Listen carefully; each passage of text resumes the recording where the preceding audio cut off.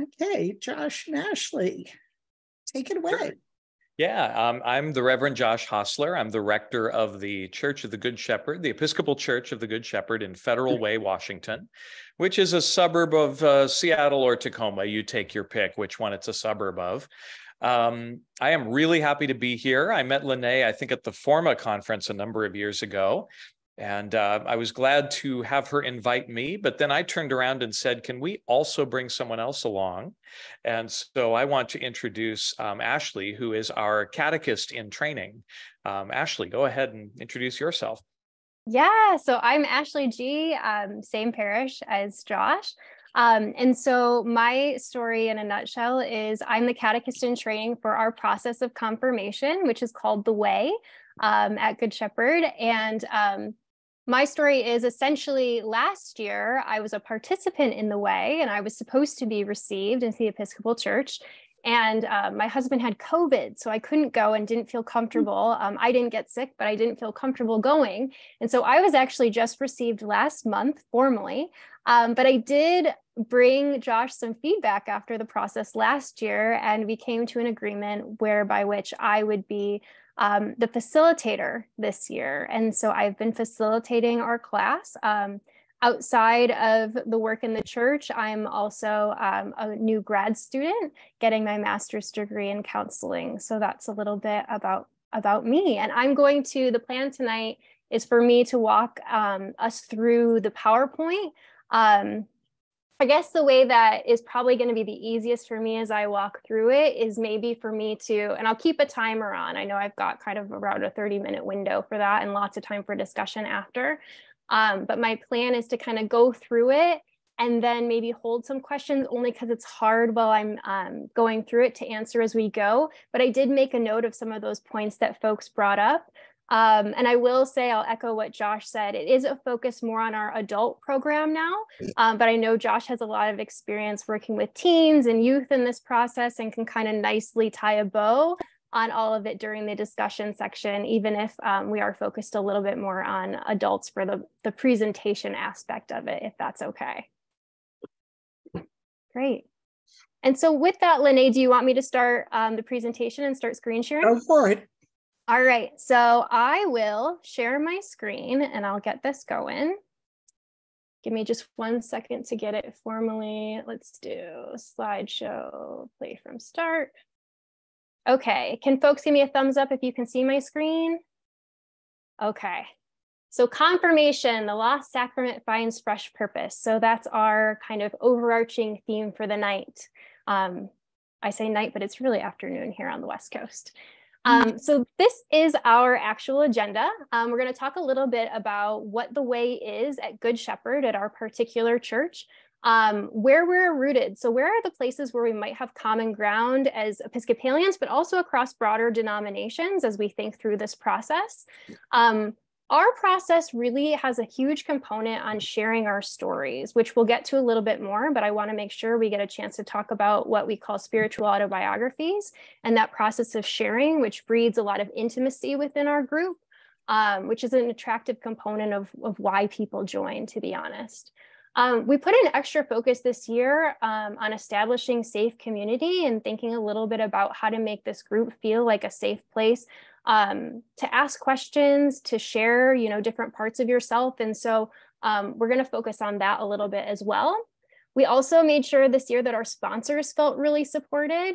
We have a group of people who are going through the process, but then also sponsorship is a really big part of our process. So we've integrated some sponsor resources. So we'll talk about those, logistics, supporting text, and of course, give some time to wrap it all up and do some Q&A.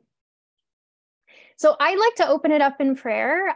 So I'm going to say this prayer now. So please pray with me. But just for a little context, this is from Jennifer Gamber's books, which is one of the supporting texts that we use that I'm borrowing from tonight. All right. So guide us, gracious God. May we be attentive to our experience, to the voices and hearts of those around us, insightful in our interpretation of what we have been attentive to, reasonable in our own judgments, responsible in our decisions, and always open to inner conversion to transformation in your truth and your love. Amen. Thank you. All right, so what is the way? So for us at Good Shepherd, the way is our process to do a couple things. So baptism, confirmation, which you can see in bold because that's where we're going to focus tonight, reception and reaffirmation. So the way that we run our group is basically it's a closed group. Once it's been formed, we want people to who have joined our group to feel connected to one another and know who's going to be in attendance in advance every week. And so we encourage lots of curious folks to join, especially even if you want the small group experience and you're not sure if it's for you. We allow an exit anytime if that's something that folks want. No questions asked, you know, if that's the way that they'd like it to be. But we really just want to invite everyone to join, no matter kind of what they're looking for. But of course, this is our formal process for those 4 things. And we make that clear at the outset. Just to share a little bit for me, with the first year that I joined, I wasn't actually sure whether I was going to be received at the end of it. So I shared that openly. I said, you know, Josh, I want to be in a small group. I want to ask a lot of questions. I want to figure out, you know, where my place is in this denomination. And so that's how I actually got involved in the way. So I can attest to keeping that very open, helped get some folks through the door that might otherwise be a little hesitant. So we brand this as a small group experience, growth experience for all followers of Christ are invited. So super open, everyone is invited. And I just put a blurb up here for what appears in our bulletin and in our advertising, I guess you'd call it, materials, as we kind of talk about it through the fall when we get people knowing that we're going to start up again. So we say before we were called Christians, we were called the followers of the way, a way that led through death to resurrection as modeled by Jesus Christ. Followers of the way were initiated into this new transformed life through baptism. And so at Good Shepherd, our church, we use the term the way to refer to a process that leads toward baptism or some form of reaffirmation of baptismal vows. So who can participate? So for us, the way is about our baptismal covenant as it's expressed in the Episcopal Church, a place to prepare for those 4 things that we've been talking about. We have catechumens, affirmers, and sponsors. Just to be transparent, we haven't actually had catechumens, folks to be baptized since we've started this particular process in this way. But that is a focus if we did have some folks who were interested in that, of course. But we've had lots of affirmers, folks who are going to be confirmed or received, and then sponsors. So each sponsor is assigned to a catechumen or an affirmer. And that's a change that we made actually this year. Before we had groups of sponsors. This year we really focused on kind of that one-to-one connection. But we do encourage if other sponsors want to join as part of the facilitation or just lend additional support. Of course, we're very open to that as well. And then it's facilitated by a layperson, so by a catechist, or in this case, a catechist in training. And we always have a rector there to answer additional questions and provide support as well. All right, this isn't clicking forward. Here we go. All right, so this is a little bit maybe specific to Episcopalians, but I think it actually is probably a bit broader. It's a sacramental process, right? We are affirming the gift of baptism. When we talk about confirmation, it's folks who've already been through the baptismal phase, right? And it's presided over by a bishop in the Episcopal Church. And for us, it's the process that makes you Episcopalian if you were baptized elsewhere. So again, talking personally, I was originally baptized in the Baptist church. So this was my way to become a formal Episcopalian, which then of course allows me to do certain other duties and participate in kind of new ways as a congregation. And also just a way for me to say, hey, this is where I'm hanging my hat for right now. This is the part of the community that I'm joining. So that's how we talk about it. We don't really talk about a need for rebaptism. If you were baptized somewhere, you were baptized. You're in that special communion with God after your baptism. So common ground texts. Number 1, the Bible. We've got this across denominations. So we talk a lot about the example of Jesus.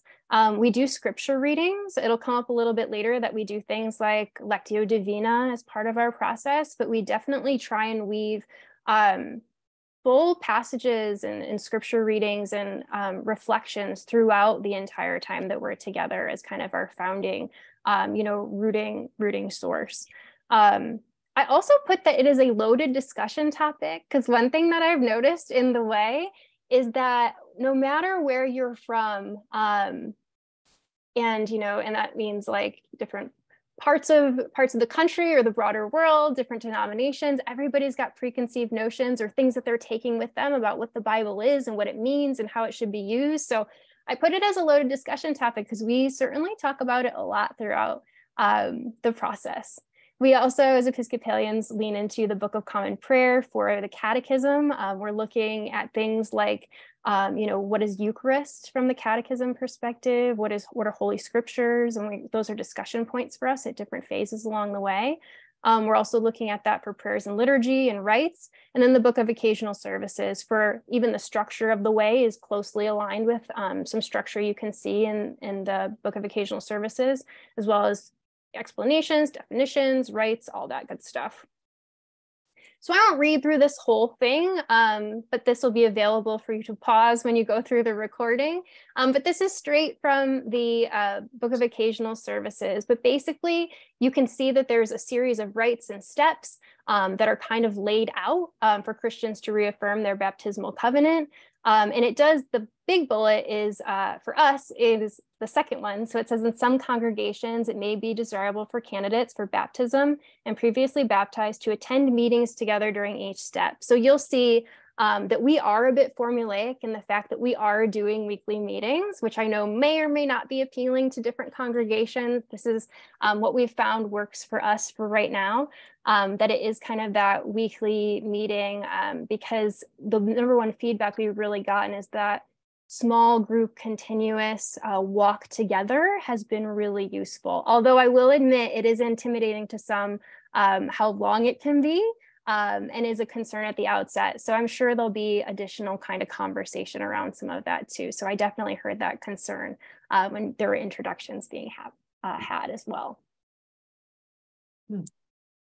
So if you actually look at the Book of Occasional Services, it actually breaks out 4 different phases. The first is inquiry. So inquiry really is about sharing stories, exposure to the faith, and then that local Christian community. Emphasis on sponsors definitely is also part of that inquiry phase as well.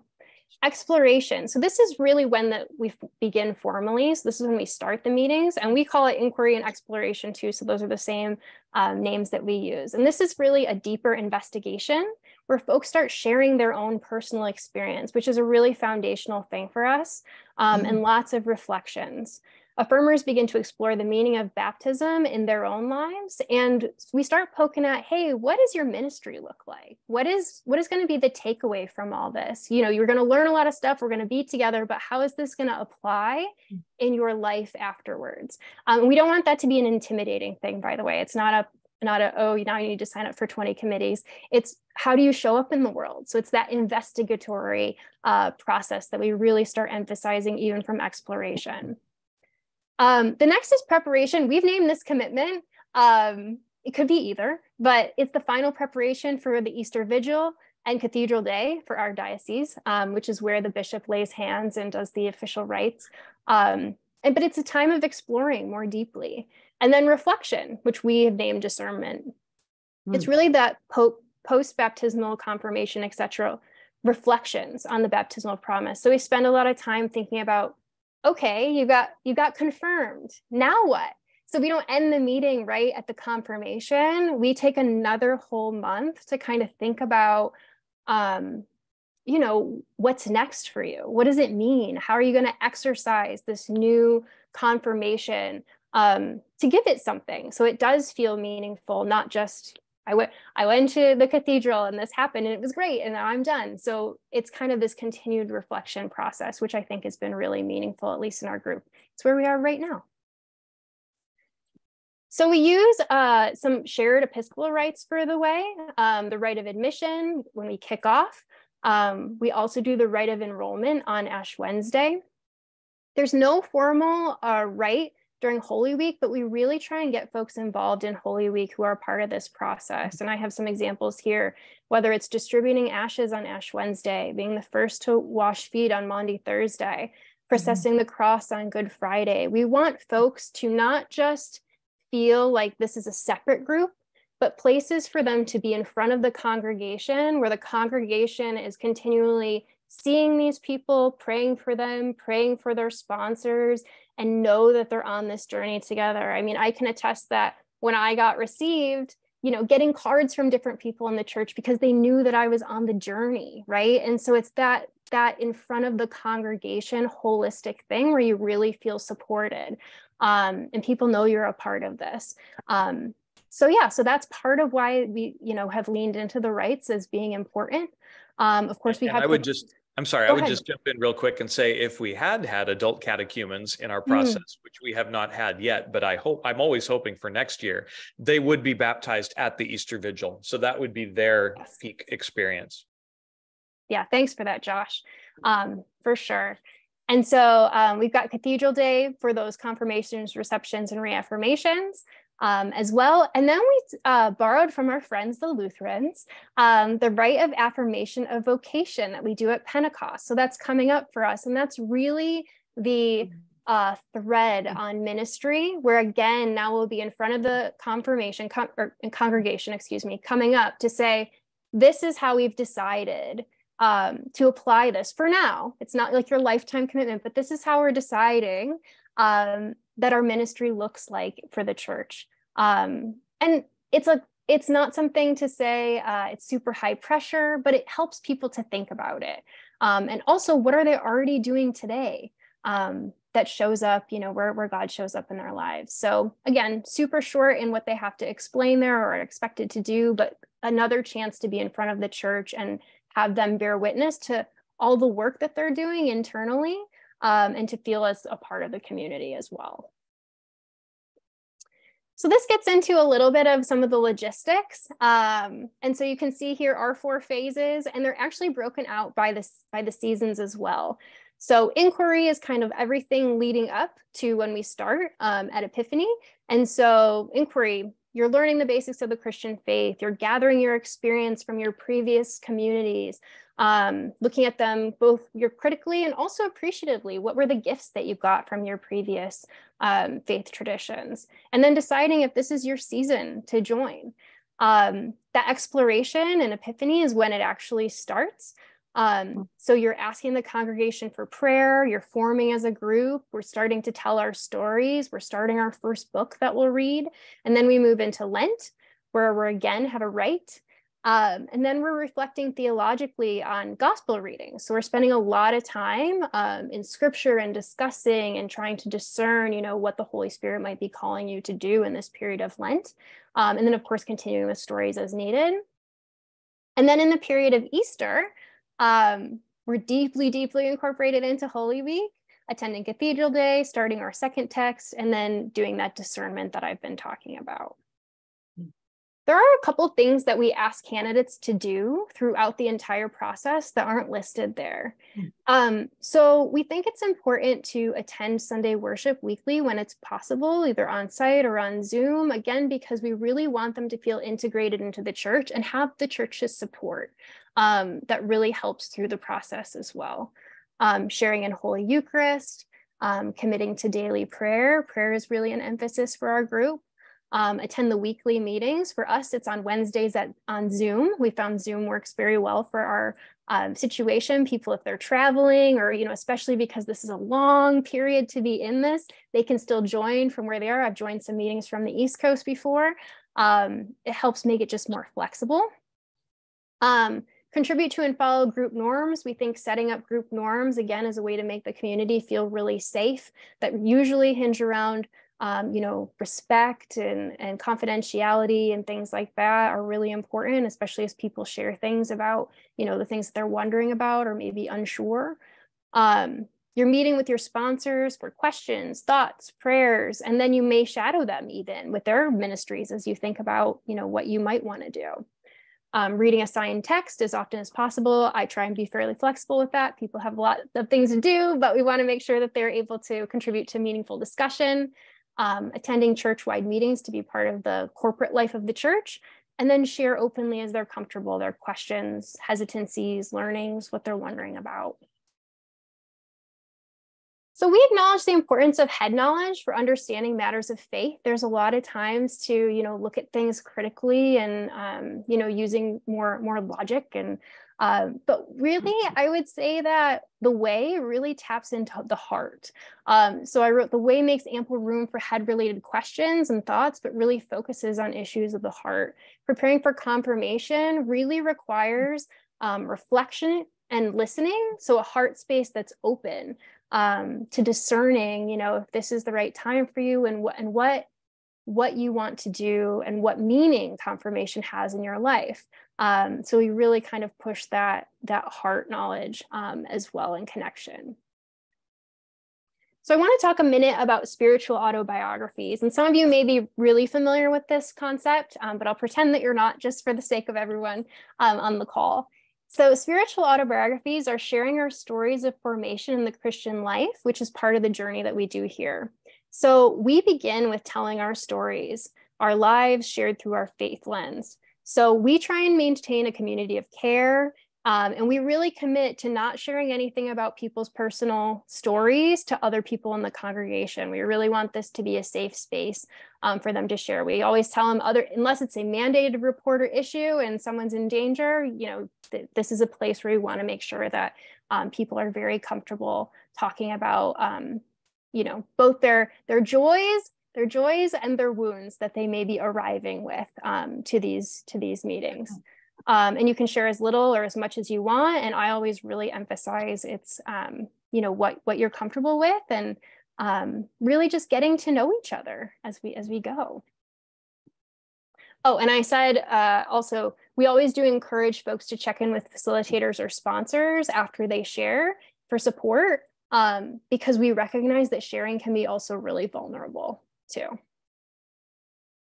Oops, went too far. So spiritual autobiographies, it follows the opening prayer in our meeting. It's approximately 20 uninterrupted minutes for the person to talk, with a time for questions immediately following. Emphasize on sharing as much or as little as feels best for you. I got a lot of questions this year of like, do I have to tell them about this? You don't have to tell anybody about anything. You can share whatever feels pertinent to your faith journey and to what you want to bring to this community that you want people to know about you. Sponsors and leadership always goes first to kind of set the tone.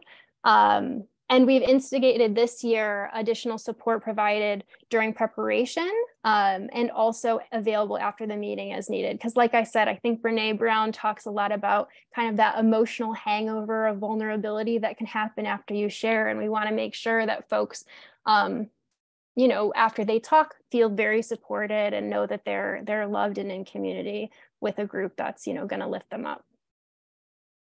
So these are just a couple suggested prompts. I won't read through all of them, but just thinking about what events and how they were shaped through a faith lens. When was their faith challenged? What might I consider grace? When did I get grace? When did I give grace to other people? What were those big kind of meaningful moments? And of course, all the logistics too that they feel comfortable about sharing. Where were they baptized? What type of family did they grow up in? What type of faith tradition? What do they love about their faith tradition? What do they still have questions about, and what makes them want to, in our case, think about being confirmed or received Episcopalian? So some of the changes that we made from previous years is we only do one spiritual autobiography per night. And the reason for that is we want to make sure that that person gets time to talk, say everything that they want to say, and then not move straight into someone else's stories. Because if there's a second person, sometimes it can feel a little abrupt when the night ends. And we want to make sure that everybody feels that ability to kind of like take a step back, focus on something else for a period of time. So we really only do one a night. And I'm really indexing, I think, now on the folks who choose to share the heavier things, which I really want to stress is absolutely not a requirement and not even something that we go in advertising. I've just noticed organically that it's something that happens. So it's my experience. And I think this also comes from my counseling interest. It's just something that I want to be cautious of and just watch out for. Emphasis on confidentiality with the exception for mandated reporter situations. We give resources to sponsors and facilitators in case they ever need it, like help numbers, chat lines. And then after someone shares, we do a break. And then we do a new topic. So we make sure that we switch kind of gears as well. The affirmer who's sharing that night, this was a new thing that folks really liked. They can select the opening prayer if they want a way to feel supported. Sometimes, whether that's, a psalm that they really love or just something that speaks to them can help kind of open the meeting and make them feel good about the space they're about to enter. And also an image for the Zoom screen if they have something that feels particularly calming. I already talked about that support post sessions. And then again, only share what you really want to. There's really no need to push yourself. A lot of them are really light and joyful and wonderful. But again, I always bias in just making sure that everybody feels safe in case they choose to wade into some of those deeper waters. So sponsor resources. So this year we had a new sponsorship training deck. And so a couple things that we focus on. Sponsors are really one of the most important things for us. So we want folks to feel like they're in relationship with someone as they go through this process. And that's someone who, feels comfortable with their Episcopalian faith in our scenario, but also they're allowed to have their own questions and their own doubts and be their own whole person. But it's someone to kind of walk with, someone to ask questions to, and just know that they're supported throughout this process. So relationship is key. We emphasize letting the affirmer lead and direct where possible. Sharing their journey is part of the sponsorship. We talk about honoring difference. We talk about the importance of trust, and then the importance of praying together too.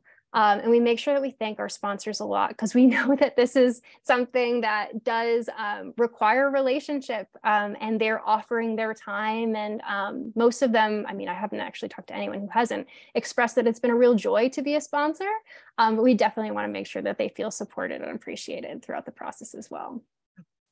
So I'll go super fast through some of these logistics, but we typically start talking about it in the fall since we start in January. We run Epiphany through Pentecost. We've got 1.5 hour Zoom meetings going, 2 weeks off for Easter, and then we're off this week for the Eve of Ascension service. We distribute the calendar and all the readings at the outset so people know what they're signing up for and make sure there's a clarity there. We provide the books through the church budget. We offer open sessions in November and December in case anybody's interested and just wants to know more. And then sponsorship training begins in January or ideally earlier as well. So we've got a calendar, we've got a couple books supporting texts that we use. We have a document around spiritual autobiographies, some group norms that we revisit and encourage people to edit each year. Of course, the rites, Bible, Book of Common Prayer. And then we also have a Padlet, which is kind of an online resource where folks can drop questions throughout the week. If they're thinking of something and people can respond. So it's a moderated space that, Josh and I check every once in a while for people's thoughts between sessions. So we covered 2 different texts while we're working through the process. The first is Your Faith, Your Life, an Invitation to the Episcopal Church. It focuses on the 5 Bs, which were part of the prayer this morning.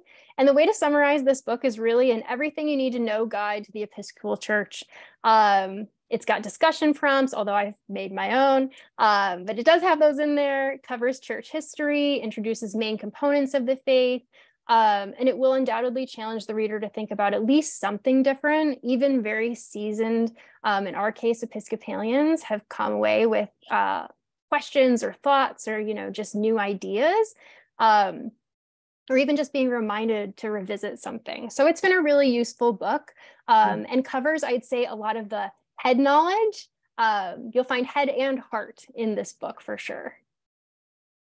So we also do a series on Lectio Divina, where we do the year A gospel readings leveraged during Lent. So we don't do any books during Lent, but we find that this sparks really strong group discussions. And And again, this is the point in which we're thinking a lot too about discernment. And it can be an entry point, I had as a bullet, entry point into discernment and practice of listening to God. So that's been really useful. And we've gotten really positive feedback that a lot of people, want to integrate that practice into something more after the class even. So it's been a really, really healing thing. And then our last book is Being Christian. So it has 4 chapters: baptism, Bible, Eucharist, and prayer. So you've got kind of 4 pillars there. I said it was a tiny but mighty book on the Christian essentials, perfect for the Easter season. So again, it's got discussion prompts and reflections, but the reality is with this book, what I've been saying is, what do you see? What do you wonder about? What are you thinking about after reading it? Because there's so much richness in it. And people come with so many different questions, especially folks who are, since we're doing this post, I should say, this is happening, post the confirmation process.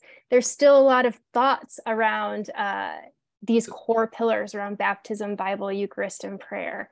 So perfect for heart conversations, and definitely lots of things that will spark an interest to a variety of different people at different parts on their faith journey. So we talk about a lot about discerning ministry and spiritual gifts. We introduce areas of ministry in the church really early on. We talk about what it could look like as prompted by the text. Discernment is the word of the night, apparently. Also openness and prayerful questioning. We talk about the concept of mystagogy, so initiation into mystery and integration into the life of the church. So hopefully you're hearing that there's this broader integration into the full church community, and that's part of this as well. So sponsors may introduce what ministry they're involved in, ask their affirmers to shadow. We talk about the Ignatian examen. So when did I feel most alive? When did I feel the life draining out of me? When you think about, how you show up in your daily life. And then also if you play around with some of these different ministries in church, what was life-giving to you? We never want people to think about their application to ministry as something that feels draining and heavy, especially when we know in all of our churches, I'm sure there's so much to do. So we also get feedback and reflection from the group or the congregation and consider how they're already serving. And then of course we share on Pentecost with the rite of affirmation and vocation. So if I can tie this back to kind of the broader theme of confirmation, what's the point? There's so much here around integration into the broader church, not as you couldn't be integrated without it, but there's so much to being seen and known in this way. And also that process of really listening in community with other people that feels really relevant and feels really special to the folks that we've got going here. So this is a resource I'm not familiar with, but Josh is, but he's participated in Journey to Baptismal Living conferences, organization of diverse people, clergy and lay people from diverse denominations. And they offer trainings, host gatherings, workshops, share resources. So if you've got questions about that, you can talk to Josh in the Q&A, of course. But he's pulled some information from there. So if I really had to summarize, as I look at the time, and I'm exactly 30 minutes, wow. What do you think that you actually need? So you really just need catechumens or affirmers. You need people who are interested, right? So that's number one. Number two, for us, we really have found a lot of good feedback in the sponsorship model. And also it's supported by the Book of Occasional Services, as we really think about someone to walk with you, someone to feel in community with, who can really help you as you go through it. I mean, I can speak to my own experience. There's just something that, so having somebody who knows you well and is interested in knowing you well as you think about these big questions can really be meaningful, and help you discern if this is your time, and if so, really kind of help you feel a little bit more grounded and a little bit more connected. There's just something about that relationship that feels really special, is what I'm trying to say. And so relationship. Also, they need to be baptized from a confirmation standpoint. We think prayer is really important. We open and close with prayer every night. We try and get more and more people comfortable with prayer in a group. Of course, not everybody is, and that's also okay. We don't push it, but it's something that we want folks to engage in. And then being a part of that more corporate worship and integrated into the life of the church on the kind of continuous basis, whether that's evening services or most importantly, Sunday worship. So we don't actually believe, and this is Josh and I, there's no set right way to prepare for confirmation. I'm sure everybody has wonderful ideas out here that might be totally different than this. This is just what we're doing, that we've put some structure and some rigor around, and we really have gotten good feedback on it. But we're still making adjustments every year, so things could change. We believe in relational learning, that sponsorship component. Everything is in support of that Sunday broader church community. Ideally, this class is led by a lay person with a pastor or rector on hand.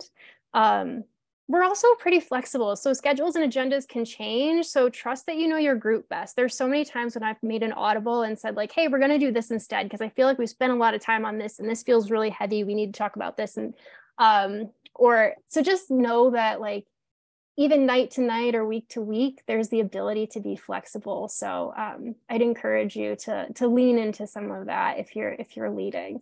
And when in doubt, just ask your group, hey guys, like, what do you think? What do you think that we need tonight? I'm sensing this.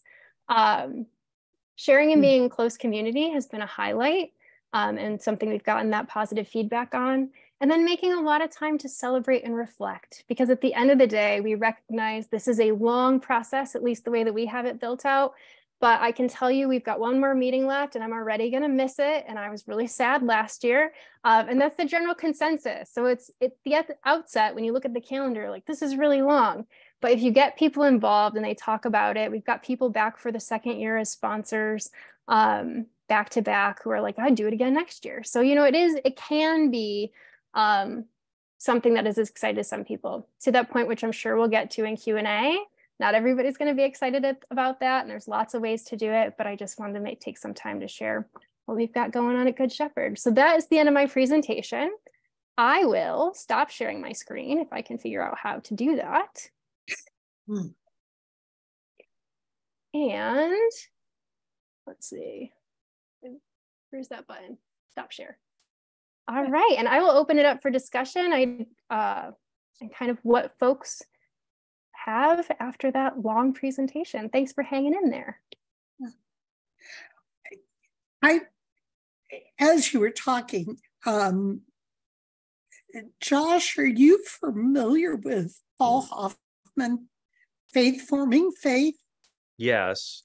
In fact, I read that in the context of going to a Journey to Baptismal Living workshop in 2014. That's where, there it is. That's where I found out about that text. Right. Yeah. For you Lutherans, Paul Hoffman's a Lutheran pastor, and I would highly recommend that as a way for you to start thinking about this kind of thing. How many people are in a group? Do you want to take that, Ashley, or shall I? Oh, I can take it. This year, if you include Josh and I, there's 9. And so it's a process of 4 people right now who are through the process. And then there's sponsors. And I'm actually included in that because, like I said, I wasn't able to be received last year. And then last year, I'm trying to think about how many we had. We definitely had a handful more. I want to say it was about 14. Yep, I was going to say 15. So that in that neighborhood. Did you split it into 2 groups then? No, 1 group. I would say though that 14, 15 is about as big as I'd want it to get for a single group. Yeah. Christina, did you have something you want to say? No. Okay. I just wondered. I'll jump in. I was interested that you include sponsors so much, because I was a sponsor recently for a boy I had in Sunday school and he was being confirmed. And, you know, I I feel like I actually wasn't there for the confirmation. I felt badly, and the pastor said, "Oh, that's all right." But there was no preparation on my part, no inclusion, and I really liked that idea that the sponsor is very involved as well.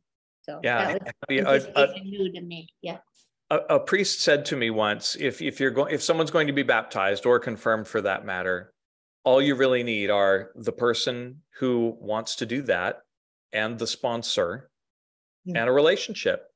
Yeah, and you saw that on one of Ashley's slides. Sponsors are crucial. But yes, my own experience of confirmation when I was confirmed in my 20s was that a sponsor was an afterthought, that there were the experts who were brought in to teach the program. And then, oh, by the way, get a sponsor. And because we need it for the right. There have to be sponsors speaking for you. And what we do is we front load the whole sponsor question. And we say, if you're going to be a sponsor, you're expected to walk alongside them through the entire process. I have never seen that done with teenagers, but I think it should be. I think it should be an intergenerational experience that helps teenagers get into the church rather than being, say, a standalone youth group function. That's interesting. The other thing that I found different was you said that they were lay people led. And I think of my own confirmation and any, my children's, and it was always with the priest, with the pastor. And that would be kind of something hard for me to let go of, because it's one of the few times that you have a real personal connection and interaction with your home priest. So, and also I'm feeling like, well, how does a lay person like myself or someone else in our community have the knowledge, or even the trust or respect from the people who are going to be received? Or, it's like, well, what does she know? I guess I'm one of those old-fashioned people who likes to have the person of knowledge be there with me. So that was just two different things that were different for me. Yeah. Let me just say on that note, see if I can remember everything I wanted to say in response. When I was confirmed at St. Mark's Cathedral in Seattle in the 90s, now St. Mark's Cathedral is the biggest congregation in our diocese, right? So the clergy want to put things on other people's plates as much as possible. There were no clergy involved in our process. And that was fine. But in our congregation, we're a much smaller congregation. There's not really a question of people not having an opportunity to get to know the priest. I'm right here, right? I know everybody. So I think part of it depends on congregational size, but also for many years, I have led this process and wished that it were lay-led. Wished that somebody would emerge with the gifts to lead this. And the thing is that the gifts are not primarily about knowledge, because we talked about the difference between head and heart knowledge, right? The head knowledge, people can go get anywhere. They can talk to a priest. They can Google it. I mean, they can ask ChatGPT for church history if they want, and they'll get semi-accurate information. I send people to Wikipedia first, but what's needed is for a model of the faith to show them this is how we be Christians around here. And that's catechist sponsors. We tell sponsors too, you don't have to know all the stuff. It's not about everything you know. You have all your life to learn stuff about the faith. How do you be a Christian in the world? And I can attest to that, Happy, from my perspective as the lay leader. I do have, Josh is there as the rector, but I've noticed that a lot of times when those head knowledge questions come up, what often happens is a redirection to the group of what does the group think about this? And that prompts really great discussion. And then, of course, there are some things where Josh will circle around, like from a theology perspective or a historical perspective that maybe, we didn't quite get there. But I think that discussion is so rich in the making that a lot of times things organically come out that are really, really useful, or even folks who know. And I think that just creates such a nice circle of kind of trust and knowing in the group. But I hear, as the layperson leading, I have felt that stress of, oh no. And there was one session he wasn't able to attend, but frankly, like it went fine because I said, hey, I don't know the answer to that question. I'll get back to you. Maybe we'll cover it next week. So just being really transparent, honest about the limitations of my own knowledge, but speaking from the experience of the group. And the nice thing about having so many sponsors available too is there's just so much wisdom to tap into there too. So, but that's a really great question. And I think, Happy, it also gets at the assumption that everybody has that confirmation should happen once you know stuff, right? Like there's a bar that you have to get to of knowledge that is completely undefined, except by whatever curriculum you're using. And I think there are probably still places where they quiz you, right, before the confirmation. I don't know. Yeah. But, you got all your life. You don't know it all. I don't know it all. I'm really glad to have Ashley at the helm, number one, because she's totally got the gifts for group facilitation and organization and openness and holding a space for a group, but also because it sidelines me. I'm there as sort of the chaplain to the group, and they can call on me, but as an Enneagram 3 ENFJ, I just need to practice shutting up more often. And Ashley gives me opportunities to do that. Just, okay, I'm going to wait. I think one of the other real advantages of doing this, whether you do it with teens or whether you do it with adults, is that not all of us do our faith the same way. And if the rector, the pastor, is the one who's always teaching, there becomes an assumption that that's the way you are a Christian. And if I don't jive with that, then I'll just leave because I can't be that Christian. A lot of people leave congregations the minute they don't like the pastor or the priest. Exactly. And the same problem happens with parents too. If I can't be a person of faith the way my parents were, then on this confirmation, I won't be, I can't be a Christian. So one of the real advantages, I think, of this kind of thing with the sponsors and with other people who are on this journey is you can watch God work in 20 ways or 10 ways or whatever. And you can say, hey, I'm sort of like that and sort of like that and sort of like that. And maybe God cares about me too. Yep. And the head knowledge part is important. We want to teach. We want to teach the basics of the faith, and especially for teenagers who, my gosh, these days in most of our churches, they're not around that much, are they? They're not at church every week. They're playing soccer. They're swimming. They might show up to church once every other month. They're missing the content of the faith by not being at worship. So we want to teach it wherever we can. I would say that the inquiry phase that Ashley talked about is the best time for head knowledge. I like to schedule our faith formation calendar in such a way that in the fall, we're offering a 101 class. Bible 101, prayer book 101, prayer 101, church history 101, anything like that. And then kind of cycle through those every fall. So there's always another 101 class coming around. There's always another chance for head knowledge. And just tell the people, look, if you don't feel like you know enough yet, that's all right. You can either go through this process anyway and be confirmed, or wait until you do feel like you know enough. I don't know. It's up to you. It's about God's call on your life. Hello. Sorry to leave you hanging, Lene.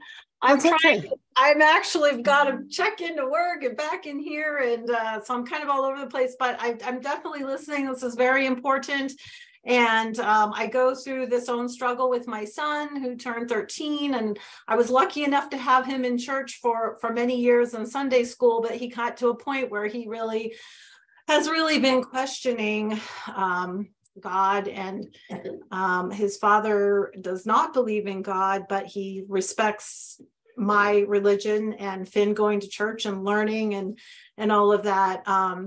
But he's kind of pulled away from coming to church. And I talked to him at one point about confirmation, and he backed off, and I explained that he did not have to know everything. However, he's a very in your head person like my husband. So actually having that history and backing it up, explaining that the Bible isn't a history book doesn't always work. So you bring the heart in, but they're head first kind of people. So I see what Happy's saying also about, feeling like you need that authoritarian kind of stance and to be able to just throw back those answers when they need them. Yeah. Almost in order for them to feel safe to let their heart get into it. Right. And I think that's where it becomes so important for youth to have relationships with many people in the congregation, right? So they can see all the different ways that people go about this Christian thing and see that we're not all just a bunch of sheep believing things because someone told us to believe impossible things, right? It's so much deeper. And I think the typical life of a teenager is not yet understanding that there's so much you don't yet understand. Right. I know that was true for me as a teenager. And I wanted to be confirmed at 12. My dad wouldn't let me. He said, "You're not ready yet." I said, "But I'm ready." He said, "No, you're not." And then I turned 16, had a major faith crisis, became an atheist for a little while, like maybe a few months. And I wasn't confirmed till I was in my 20s because that was the right time for me. I needed more knowledge, more to hang it on. I needed to discover C.S. Lewis, as it turned out for me, but that's not the same for everybody. This is probably also the time for me to drop in my shameless plug, which is that during COVID, my teenager and I started a podcast called Bible Stories for Snarky People. Yes. This is specifically geared toward older elementary and up kids, like older elementary and then middle and high school. I would say the minimum age is about, well, do the kids know about sex? Okay, you have to know about sex because we have to talk about it in the Bible when we read it. And are they okay talking about violence? Because yes, there's a lot of that in the Bible. We put a parental advisory on a couple of our episodes, but this is basically the format is I read the Bible, my kid interrupts, we make snarky jokes and comments, and we all come away learning something. So it's a very head knowledge kind of approach, but teaching a way of reading the Bible where you don't just go, bleh, you read a line and go, hey, wait a minute, and then start to unpack. So that's my shameless plug. Do with it what I can probably go get Finn. I was trying to talk him into coming in and actually speaking if you like me. That's your call, but if he's like, oh God, no. Well, of course he is. He's 13, but yeah, yeah, but you might want to look at the podcast. Definitely together. Yeah. That sounds great. Thank you. Sounds great. Yeah. And I think one of the interesting things for kids around that age, I've raised 3 teenagers. The boys were more, but it's kind of like saying you don't believe in Santa Claus. In some ways, I think about that. And even when I teach Sunday school, sometimes I feel guilty just with all the imagery. And these kids, see a white bearded man in the sky. And even in the Bible, I just get sometimes like, it's so he has his hands out. It's so figurative. Yeah, and when I was a chaplain on a university campus, the way I put it was, well, tell me about the God you don't believe in. And I bet I don't either. That's a good way to put it. But I think that transition is so difficult for kids, especially when, like, I have to say our Sunday school, I think, is very geared toward using that language. And and sometimes I feel like a hypocrite because I'm like, I'm teaching these kids, but at the same time, it's something I guess they can handle or deal with. So, I mean, I understand that total turnoff, but that's why I think it's important for kids to have a connection with, I was going to say, a higher authority, like a priest or minister, to say, you know, to be saying things like, well, you know, you don't have to believe in this, you know, concrete idea of God in heaven, that if you interpret things literally, that's the way it is. And I think that's where we lose a lot of kids in that kind of abstract thinking. Well, number one, I figure the church may lose lots of people, but God never will. So that lowers my anxiety to think of it that way. But number two, we're living in the secular age. This is a new world. And coming out of COVID too, we're learning how to be the church in a new way. The Constantinian era of Christianity that started in 325 is now over in our time. Mm-hmm. So what comes next after 1700 years of that? I don't know. We're going to figure that out together. And maybe the church will be smaller and scrappier, and maybe people won't tend to join it until they're older. But I still believe that if we raise kids in the church as sort of their third place beyond family and school. Did you freeze for anybody else? Yes. Yes. I thought it was me.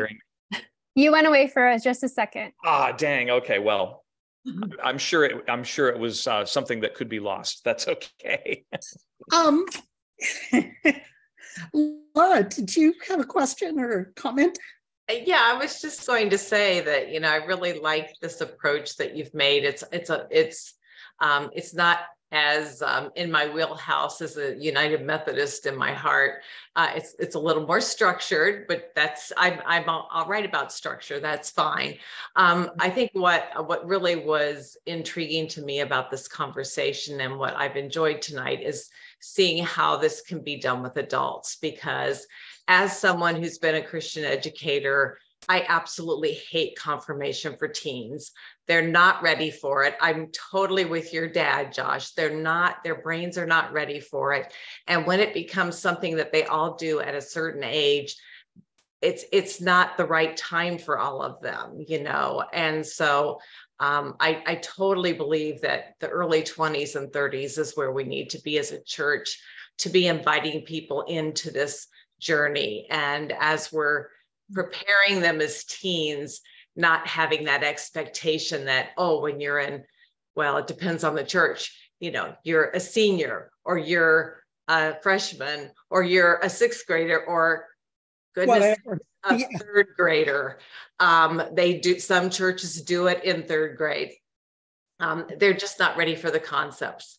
And I think it just sets them up for failure when they think they should be able to understand those concepts, and they can come away, like Linnea was saying, thinking this church stuff is not for me because I don't get it. So I really love this model that you've proposed for tonight. I'm going to share this with my pastor because we still do confirmation with teenagers here. And I think most churches are still hanging on to that model. And I think it's because the bigger churches want that constant flow of new membership coming in. But when you've got a membership that's coming in and then boomerangs out of the church because they figure it's not for them, is that really doing us any good? Right. So thank you so much for this tonight. I really appreciate it. Thanks, sharing. Laura. And, you know, anytime we try to make confirmation, the way that we try to cling to our children so they don't get away, there's no point doing that. Just don't. Right. More and more, because of the secular age, kids are deciding by about the third grade whether church will be a part of their life. Confirmation is not a cure for that. Confirmation is something different. It is an adult process. And I suppose it's possible for a kid to be ready for confirmation at 14, but if they are, you better be giving them lots of support in an ongoing way after that and after high school and campus ministries and wherever else they may go. There's this myth in the church that, they go away when they're teenagers and they'll come back when they have kids. 2/3 of them won't. And when you say that, you're saying that they are useless to the church until they bring children, right? The only other thing I would say is this process that we're presenting to you tonight is something like the ancient catechumenal process by which people were brought into the church through baptism. It was lost when Christianity became the religion of empire. Suddenly we were baptized all the babies because it was the entrance into society. We need to recover that ancient model because we're not in the Christendom model anymore. So ideally, this is centered around bringing adults for baptism as the center of the circle and their sponsors. Around them, people who want to reaffirm their vows, confirmation, reception, and around them, their sponsors and catechists, and then the whole congregation. The rites that we do are public. They're part of the Sunday worship, because the whole congregation needs to see how we do this. It's interesting because, I'm in New Hampshire. In any given Sunday, probably 1% to 2% of the population is in church. And most of the rest of them don't care. They would never show up. So the people who do show up,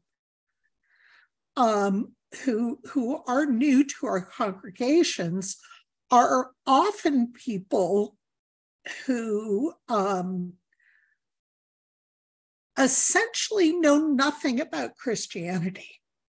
This is a whole new concept.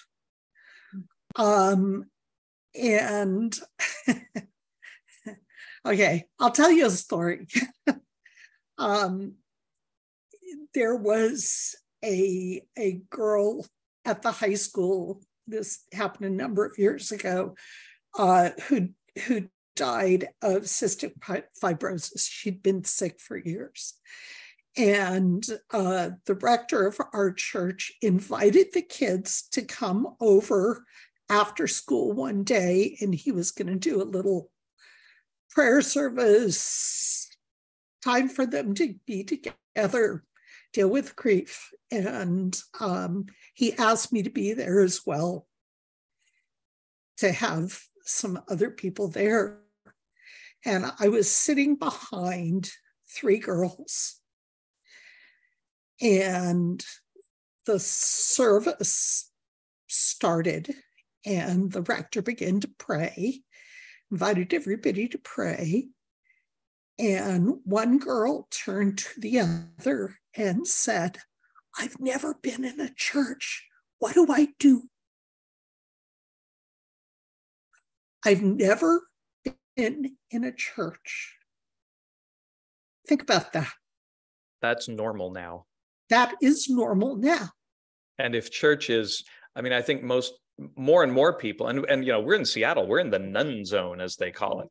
Yeah. More and more, what people's image of Christianity is whatever Republicans in Florida are doing. That's Christianity. Yes. Why would you want to be part of that? Yeah. One of the questions I've often asked parents as they prepare to have their baby baptized, what do you want to give your child in terms of faith and the faith that you've had, and what do you never want them to know? And it's a great question to ask that second question. What do you not want them to be exposed to in terms of faith? It's not about hiding things from them. It's about helping them avoid traumatic experiences. Exactly. What do you want to leave behind that wasn't any good, that was traumatic, that was bad, that was whatever. There was a moment in our Snarky People podcast where my kid said, well, I don't really see God as a control freak. And I said, oh, it does my heart so good to hear you say that, because so many people do see God as a control freak. And this is not in your experience. And I'm so happy.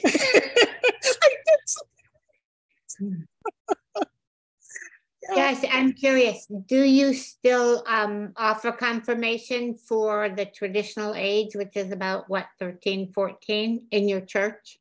So in our congregation, we have 3 teenagers right now. One is my kid who opted not to be confirmed. She'll figure it out on her own timeline.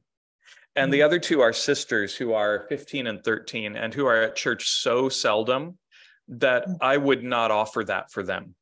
I would offer them something else. They've got some more growing to do, and more learning what the church actually is. So just my assessment of the only 3 teenagers we have. Of course, I want more. Everybody wants more, right? And so that leads to my next question, though.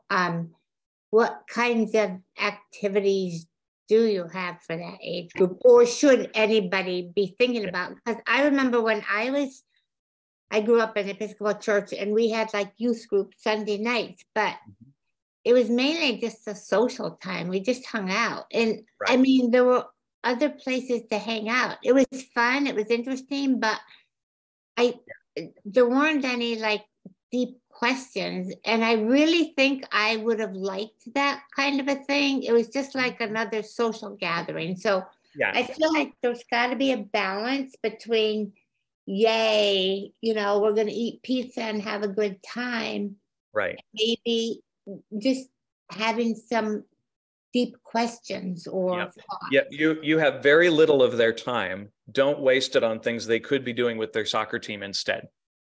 Right? Use the time. What I'm offering, we don't have, as far as I know, that many people in our congregation who are especially interested in hanging out with teenagers. So I do it.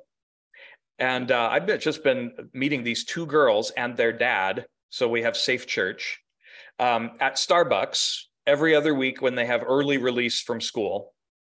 And what I've figured out just from the first couple meetings is that the 15-year-old really wants to learn more about the Bible, right? She says, well, I hear the readings. I don't have any context. I don't really know. How did this come together? What is this? Okay, great. Now we've got a direction for this one kid, right? You got to meet them where they are and get to know them as they are, but also get to know them every single year, because every year they're a different kid. If you're still looking up at 15 and saying to them, oh, I remember when you were baptized, when you were a baby, they don't care. And that's not relationship, right? Keep getting to know them and befriend them at every turn. And then somewhere wait and listen, and there'll be an opening. I've been waiting for this opening with these 2 girls ever since COVID began. And maybe we'll actually get somewhere now with them being engaged with learning. I want to quickly address, I think Emma left, but I just want to make sure that this gets into the recording, because Emma did ask about sponsors and incorporating Safe Church with teens. And so, Josh, I saw that you responded and saying maybe having 2 sponsors and 2 kids meeting together at the same time. So just think about creative ways that if you are doing teen confirmation, which I know we've talked a little bit about tonight, and Josh, you've been involved in the broader diocese as well, making sure that we're following Safe Church standards, and that there are creative ways to make sure that there is that relational sponsorship thing. I even think about, we'll get into it too much, but my experience in the church, like I knew at the time all the older people in my church. And I have a feeling that that is why I was a person who left and came back, because of some of those relationships that I had with older adults. And that the creativity with some of them, the creativity that maybe Happy was alluding to a little bit about what God could be like and God could look like, wasn't stifled from those relationships with those older folks when I was a very curious, inquisitive 13-year-old child. So I'll say that, but great question from Emma. I wanted to make sure it made it on the recording. Thanks, Ashley. I want to say too, since there are so many folks interested in teen confirmation, I just want to share something we have been doing in the Diocese of Olympia the last 2 years. We gathered a group of teens on Zoom from all over the diocese to do a confirmation preparation process. Now, it's not ideal. They're not in person in the same room with each other, which would be better. The sponsors, again, it'll be my crusade to tweak this process until we're bringing the sponsors in more deeply. We just had them join us for one meeting this time, but I wasn't the organizer. I was there to help out. But I will say that these kids built some community and they asked amazing questions. And when you've got a 17-year-old saying, okay, I want to know about all the different theories of atonement regarding Jesus' death and resurrection. I mean, these are questions teenagers ask, and they're seminary level questions. We should not dumb things down for them.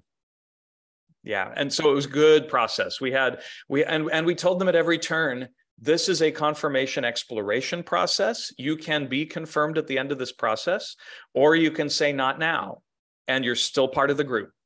And your parents cannot force you to be confirmed. They must not.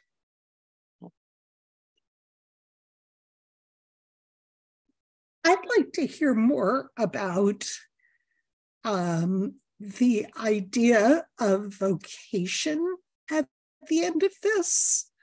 I love the idea that it goes somewhere, that it just doesn't stop. And the other question I had was about these groups get tight in a situation like this. Do you ever have groups that continue in some way or another, or do you break them up deliberately? This is only the second year we've done this process in this way. Okay. So we'll find out. Ashley, do you want to say more about the vocation piece?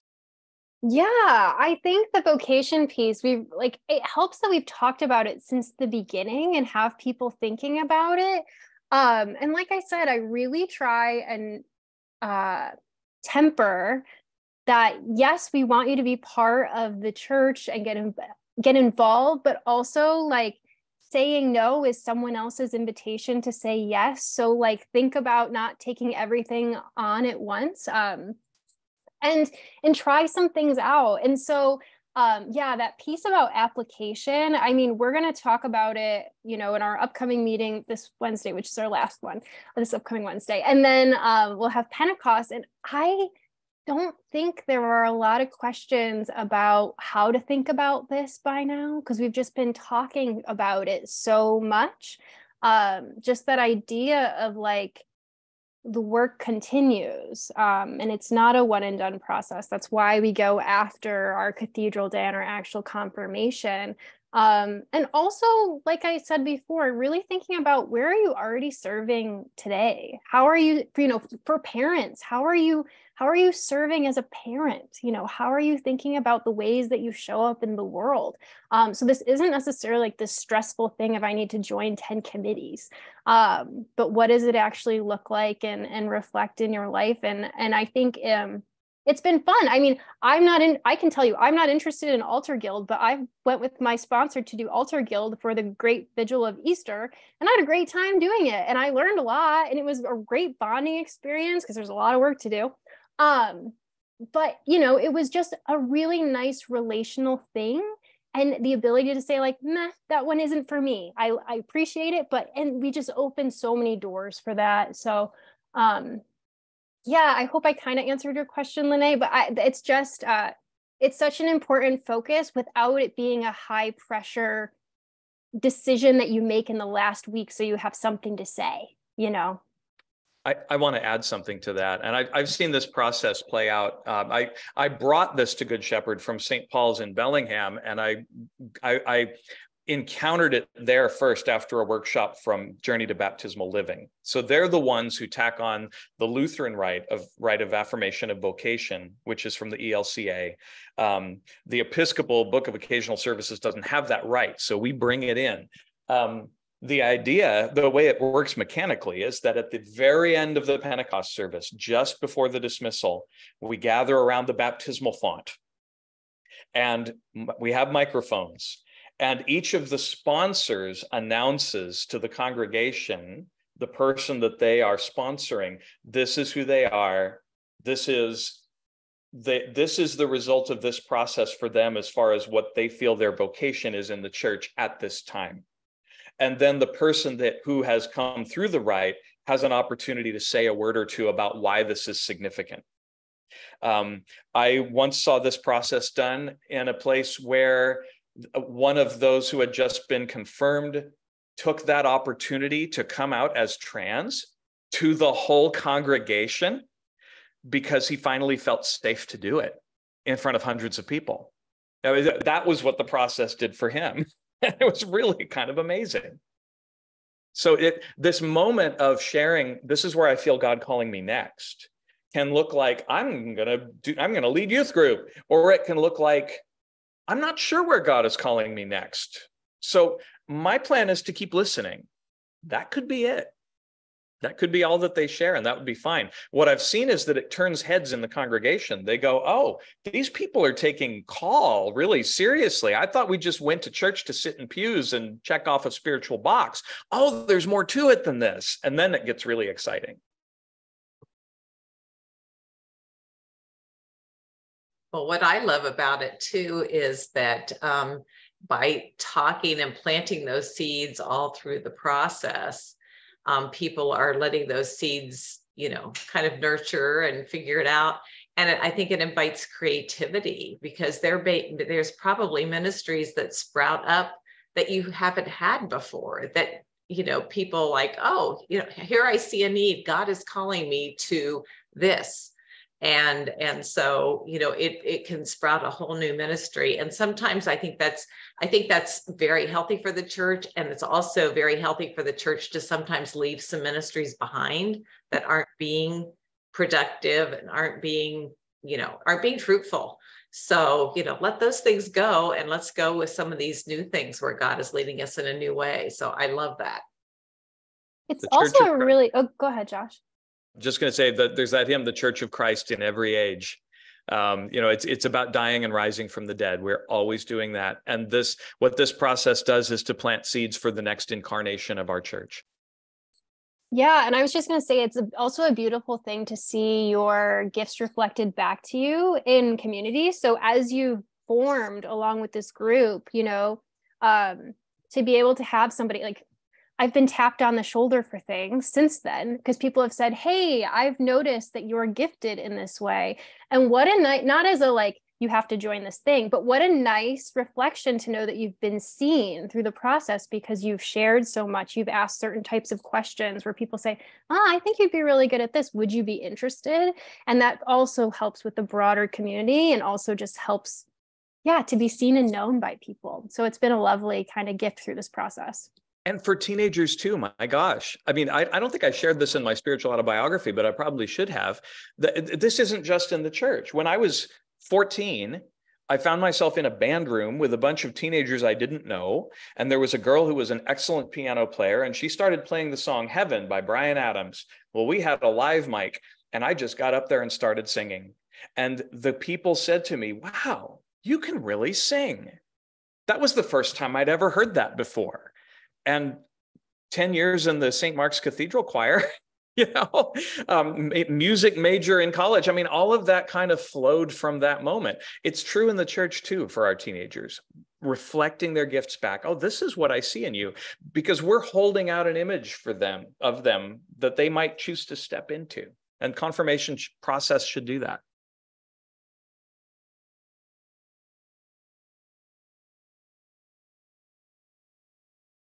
Pat, Jamie, Kim, anybody have questions, comments?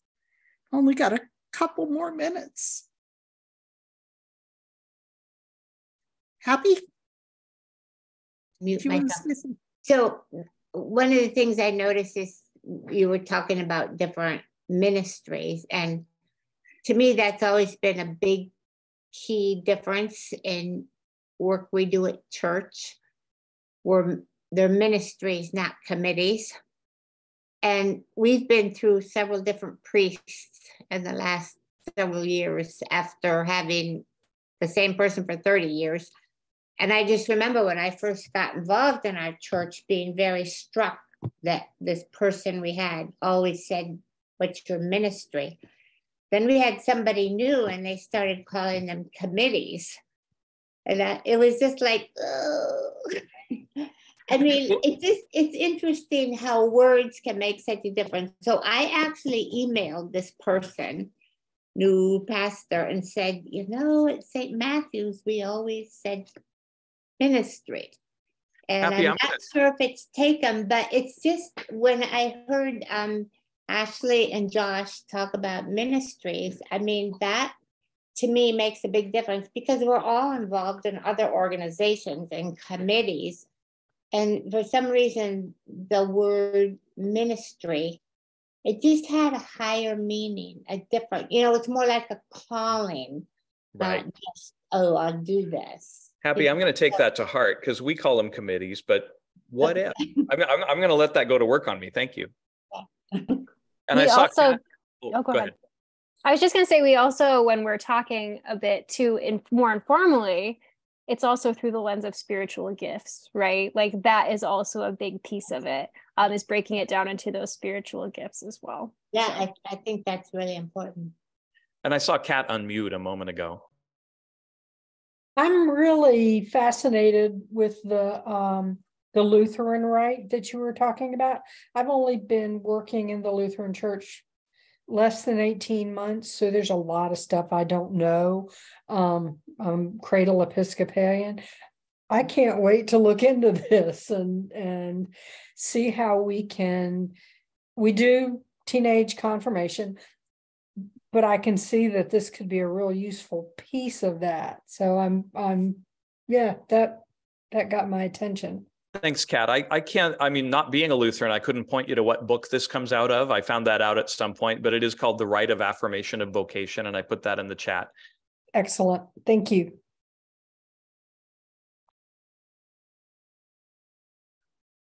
Well, it's 8:28 here. It's 5:28 for you guys. It's almost dinner time for us. It's almost dinner time. Yeah. But I want to thank both of you for everything. It's been really great. And